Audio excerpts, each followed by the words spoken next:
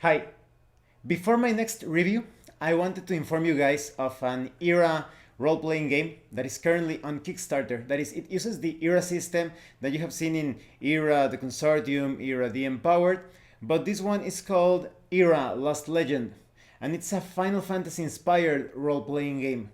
You will get to experience those sorts of over-the-top, high fantasy or high science fantasy rather stories and situations that you would see in a Final Fantasy video game. Ed Jowett from Shades of Vengeance, the lead designer, has been kind enough to answer a few questions that I sent to him. And these questions will get more details about the theme, the mechanics. I recommend that you pause this video first and that you watch the Kickstarter promotional video and that you read some of the material there to get a better grasp. But if not, it's fine. I think these questions will give you a better idea of what the game is all about. So I will be reading the questions and Ed's answers, and we'll give some commentary and thoughts on the information so far. So let's get started. Let's see. Here we go. First, I asked, what would you say was the thing that finally pushed you into making a Final Fantasy inspired tabletop role playing game? And Ed answered, I've actually been working on this game for some time. My first playtest ran over 2 years ago now. I think the thing that pushed me into it was a combination of my own excitement around the Final Fantasy VII Remake being announced, which really got me in the mood, and various other requests that people have made to me in terms of the games they would like to see. We're very much a community funded developer, and that means that if enough people want to see something, we're going to see if we can make it. So Ed has been planning this game for a long time now, and I think it's going to coincide quite well, at least with the hype of Final Fantasy VII.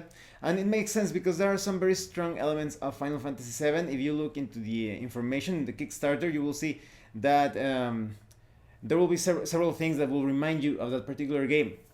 And it's also great that Shades of Vengeance is listening to people, to potential customers of what they want to see in a role-playing game. So if enough people like a particular setting or have an idea of a type of role-playing game that they want to see in the future, that's a possibility if there is enough interest. My next question was, considering there are other tabletop games that take inspiration from Final Fantasy, like Anima Beyond Fantasy and Endless Fantasy Tactics, it looks like ERA Lost Legend separates itself from such games mainly through its fast-paced system, world setting, and unique art style. Was it always in your mind to try something different? Or did you try not to step too far away from what was expected of a Final Fantasy inspired game? Ed answers with, I have always developed games in a particular way. I build the game I would want to play. Final Fantasy means a certain style of game to me, and I've chosen to emphasize the elements that I think are the fundamental core of those games. This includes things like summons, character-driven plot, and so on.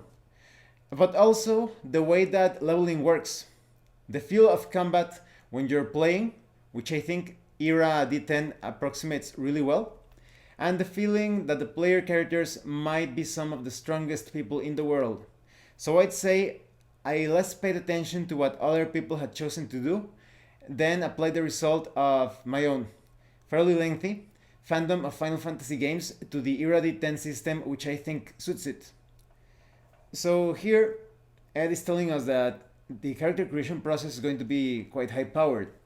Many of the Final Fantasy main characters, they feel a bit like demigods at times. And we will have more information about that in a few minutes when I ask another question related to that topic. And it's great that Ed designed this game because he wanted to play that game. Many developers could be led astray when they try to create something like just for the masses without feeling passionate about the game. So I think there will be a lot of Final Fantasy spirit behind this project. Then I asked, in regards to the artwork, it seems that it blends anime and manga sensibilities with a Western comic book look. Was this intentional, or did it happen organically through the design process? Ed responds with, mostly organically. I have wanted to achieve something that sits somewhere in the area of Final Fantasy XIII's cutscenes, which blew me away the first time I saw them. We worked hard to get close to that, and I don't think it's always come out the way I wanted, but it's established a certain style, which I'm quite happy with overall. I actually really like the look of Final Fantasy XIII, didn't like the story too much, but I did identify or recognize some aspects of it, some aesthetic details when I watched the promotional video and the images. So it's great that they went towards that graphic style, and at the same time how it developed in a natural way. How you have this art style that feels Final Fantasy but still has some touches that make the style original to era Lost Destiny. Then I asked, which are your favorite Final Fantasy games? What do you like the most about those games? Ed answers with, my favorites are 7, 8, and 10. I think I was drawn in by the stories of these above the slightly more fantasy ones. Anyone who knows my work is pretty aware that I'm a sci-fi guy. There are also elements of the mechanics in each, which I think offer some interesting quirks as well. Each of them has their own kind of charm. In terms of endings, Final Fantasy X has one of my favorite endings of all time. No spoilers for those who didn't get there. So, I think that even though Ed Joed has mentioned that these are his favorite games, based on what I have seen and read of Era Lost Legend, I think he has a pretty good grasp on the entire series.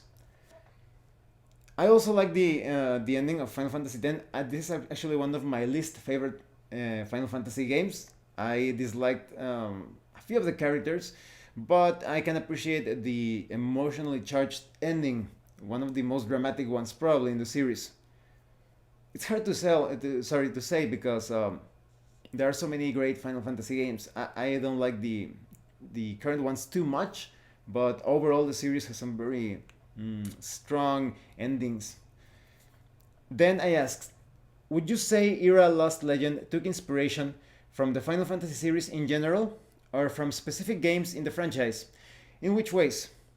Ed responds with, I think it was primarily inspired by the games with a stronger sci-fi element, 7, 8, 10, 13. There are certainly elements of 6 and 15 with the magic and magitech balance, and several other bits and pieces from all over the franchise. There's a lot to choose from. So you'll see many elements from many different Final Fantasy games, but do not be surprised if you find some elements that remind you of Final Fantasy 7, 8, 10, 13. But I think based on what we have so far, I think you're going to find a bit of every Final Fantasy game in Era Lost Legend. But there's some stronger emphasis on those particular games. Then I asked Ed, it seems like the corporeal and ethereal characters in Era Lost Legend have a relationship with each other based on Final Fantasy summon type mechanics, like those seen in Final Fantasy 6, 7, 8, 13, etc., in the form of Esper, Materia, and similar elements. Was this always the plan? Does it mean a single player could control two characters at once? Or was it exclusively intended for two players to each control a different character that inhabits the same body as the other?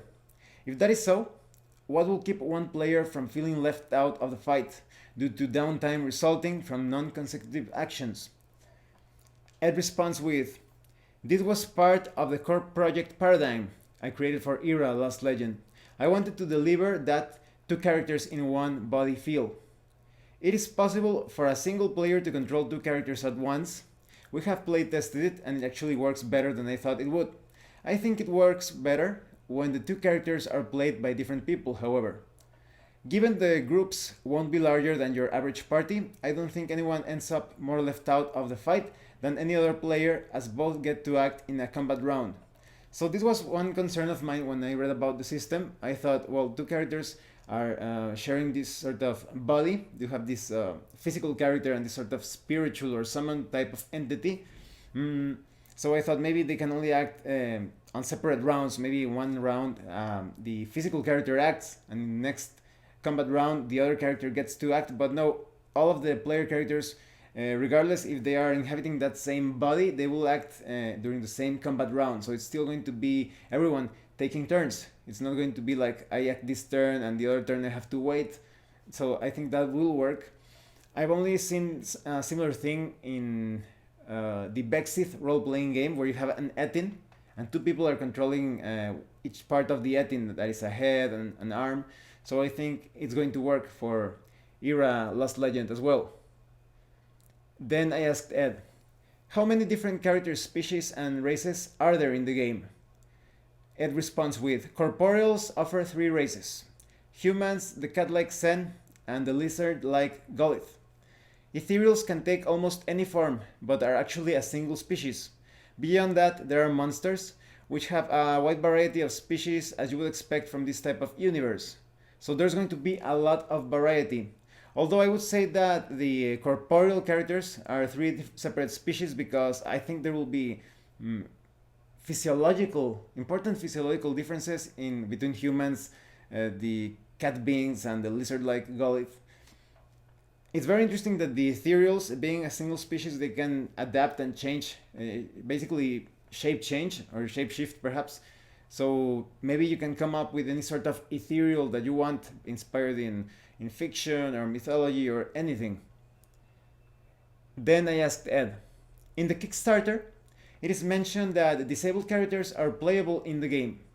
Does that mean such characters will employ some sort of science fantasy prosthetics or something else?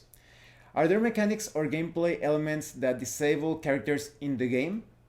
And Ed responds with, anyone who's played Final Fantasy VII will know that prosthetics are a big part of the game, and I'm looking to include that type of opportunity for characters if they want to have it.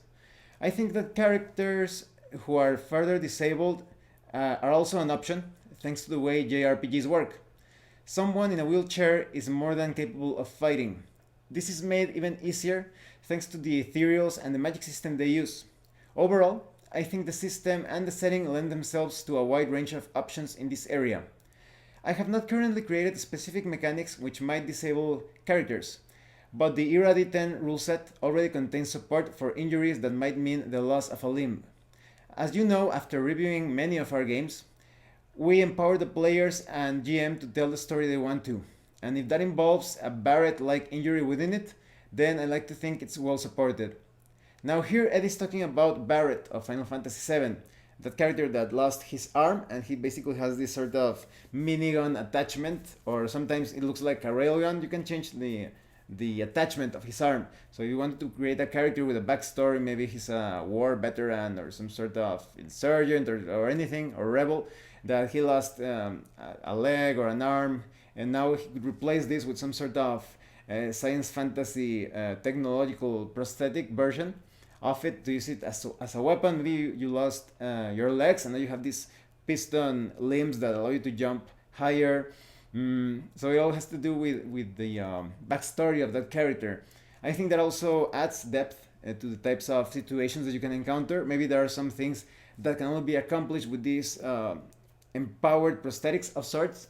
And maybe there are some other situations in which it's actually a disadvantage to have this prosthetic. Maybe there is some sort of system that controls the devices that you have in your body. I remember there is an anime and a video game. I think it's part of the story, so I'm not going to mention the name. But in that anime, it's in the future. And sometimes humans have different things that assist them when they are disabled, but it is, and just like they offer advantages, there's also a possibility that some villains could actually hack into the systems and actually control your mechanized or their cybernetic prosthetics. So I think it will add a lot of depth to the stories that you can tell. And if you wanted to create a character that later on in the game suffers some sort of loss, maybe you lose an eye or a hand, the mechanics, although do not have a specific subsystem for it, they are very easy to handle, to shape that character's further development using a new eye or a new hand or whatever you like. Then I asked Ed, are there plans to include some kind of limit break type of mechanic? It is clear that various Final Fantasy games include extremely potent abilities and powers that come into play when the characters have taken too much damage, or have filled up a specific meter and the like. Is there some way to represent this in the game?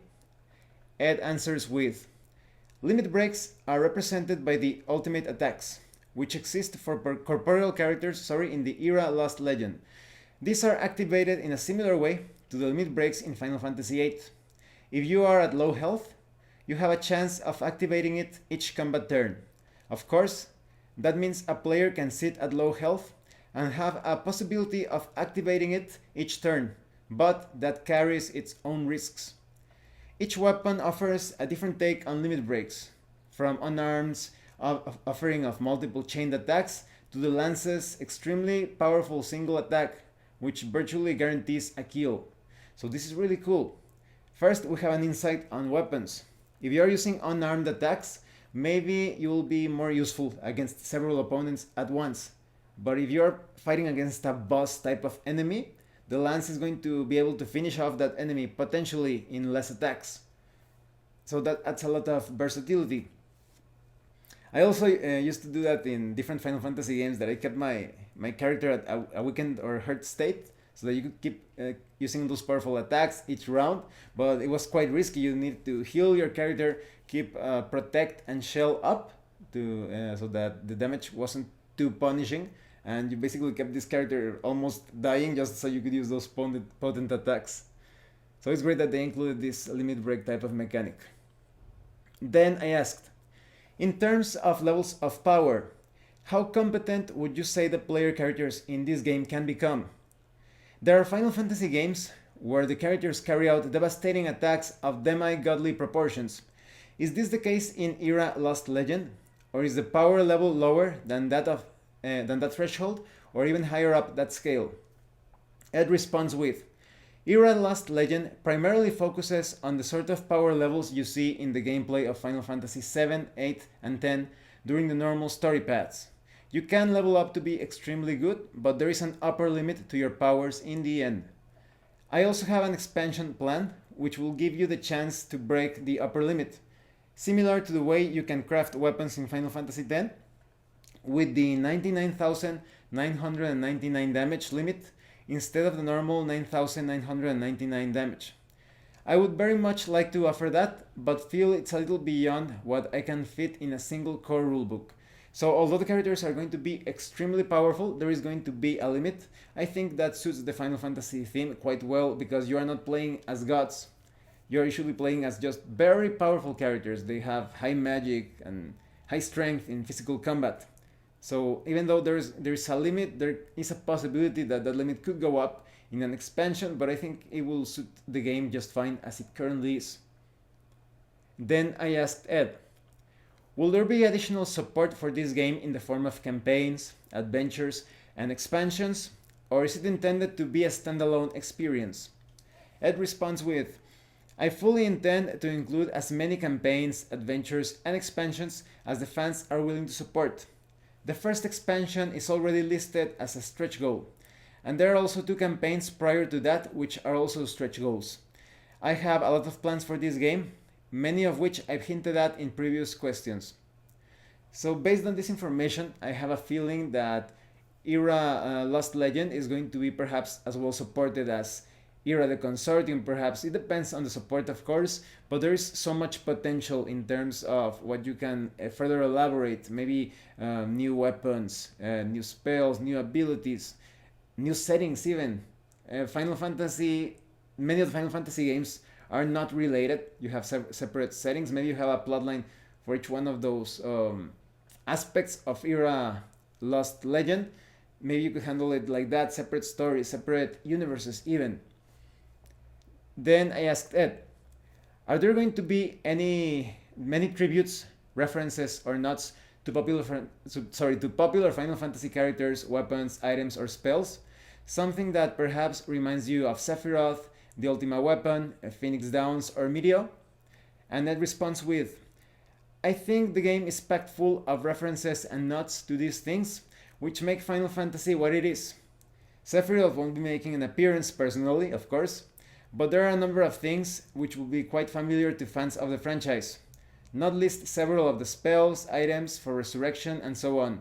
So if you see something like Phoenix Up instead of Phoenix Down, instead of Meteor you see Meteora or something, and maybe there is a villain that reminds you of Sephiroth or other type of villain or personality in Final Fantasy.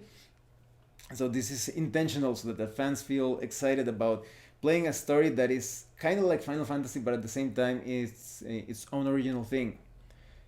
Then I asked, will the player characters be able to use and own airships? And if so, will they be able to outfit them with all sorts of different ship parts and weaponry? Ed answers with, another thing which I intend for an expansion, and something I've been asked quite frequently. At the moment, airships exist, but are primarily a method of transport. Rather than having specific combat rules, much as you experience in the gameplay of Final Fantasy 7, 8, 9, 10, 13, and 15. I have definitely not closed the door on giving rules and equipment to enable airship battles, however. So that's true, in many Final Fantasy games, the airships are just there to take you from one city or town or dungeon to the other. In some games, it's more evident that they are also used in warfare, but in this case, they are mostly there for transportation. But it's cool that we still have that open option that maybe in the future we will see an expansion featuring airship battles in Era Lost Legend, because Ed is already experienced with that with the many different vehicles in the other Era role-playing games. And I recommend that you check out the links in the description below. I'm going to put a few links to my reviews of other Era role-playing games. So it's great.